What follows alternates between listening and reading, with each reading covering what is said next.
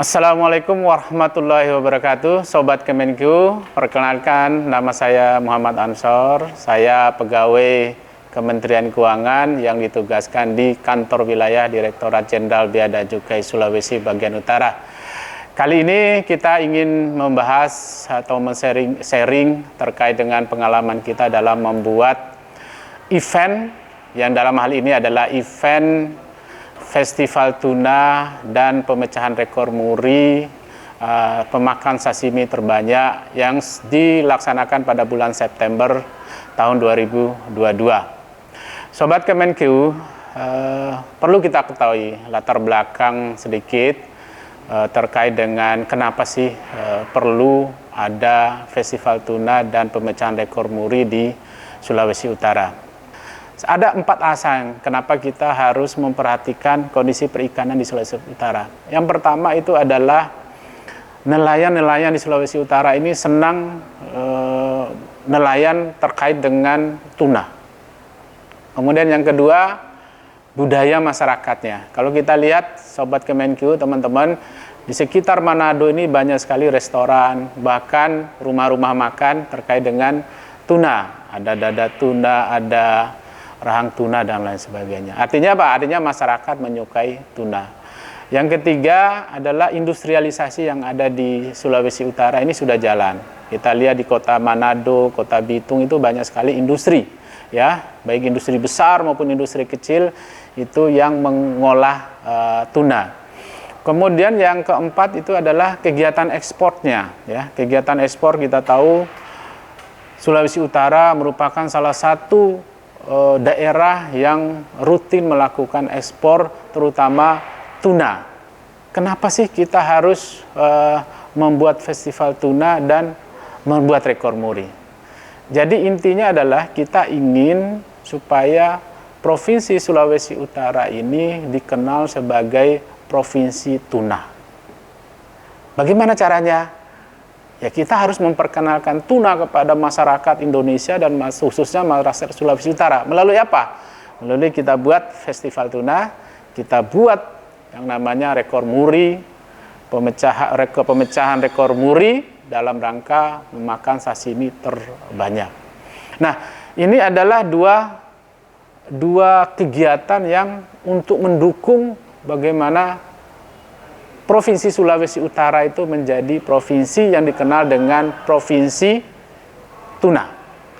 Nah, lantas bagaimana kita mempersiapkan acara yang cukup besar ini? Adalah tentu saja kita harus menyiapkan SDM-nya. Yang kedua, kita harus menyiapkan rekan bisnis kita, yaitu para eksportir, instansi yang lain, dan stakeholder. Kemudian yang ketiga adalah menyiapkan infrastruktur.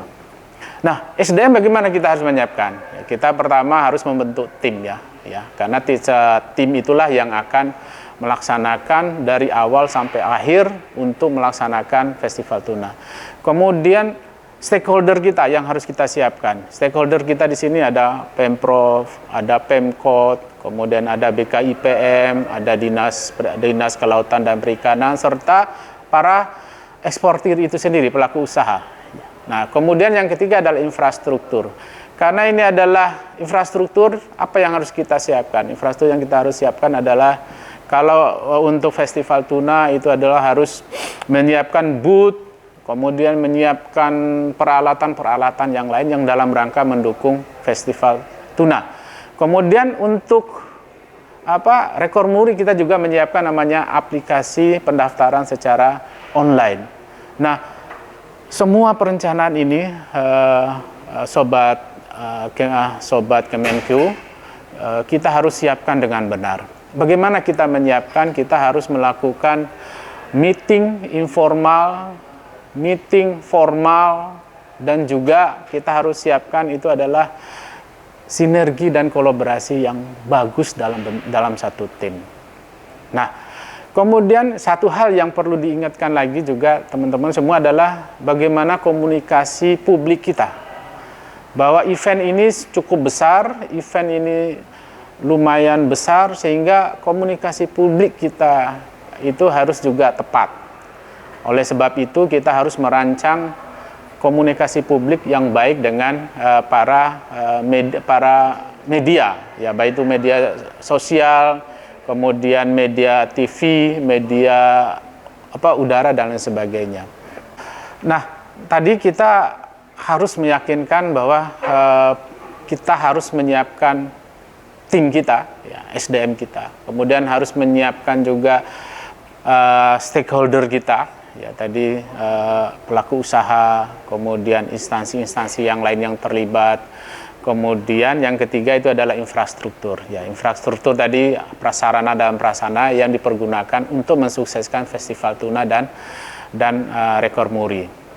Nah, setelah itu semua sudah jalan, maka kita akan masuk dalam tahap bagaimana mensukseskan pelaksanaan. Dalam tahap pelaksanaan yang paling penting adalah kita menyiapkan action plan, ya, menyiapkan program detail apa yang harus kita lakukan. Kemudian, program-program itu kemudian kita jabarkan secara detail, ya, termasuk berapa lama kita akan melakukan Festival Tuna, pada tanggal berapa kita akan melakukan pemecahan rekor muri. Nah, itu perlu dijabarkan di dalam program dan action plan. Nah, kemudian pada saat pelaksanaan tersebut yang paling penting adalah tadi kekompakan tim dalam melaksanakan itu adalah sesuatu yang sangat-sangat penting sekali untuk mensukseskan Festival Tuna dan Rekor Muri.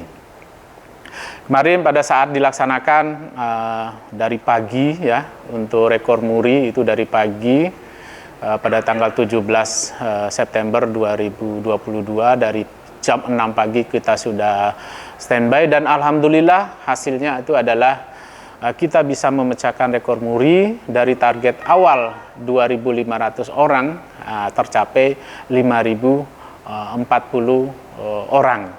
Kemudian dari target 500 kg jumlah sashimi, berat sashimi, tercapai adalah 584 kg sashimi yang dibuat.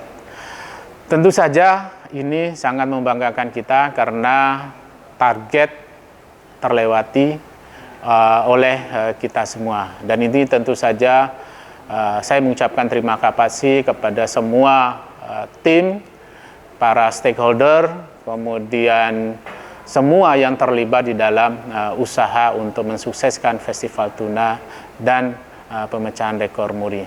Terutama buat para pelaku UMKM, kami juga sangat terima kasih atas dukungan selama melakukan ikut dalam Festival Tuna, dan termasuk teman-teman masyarakat Sulawesi Utara juga yang mensukseskan pelaksanaan Festival Tuna dan pemecahan rekor muri pemakan sashimi terbanyak di Indonesia.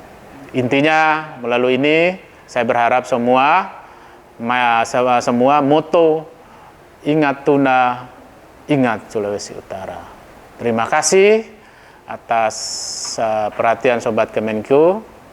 Kurang lebihnya mohon maaf. Wassalamualaikum warahmatullahi wabarakatuh.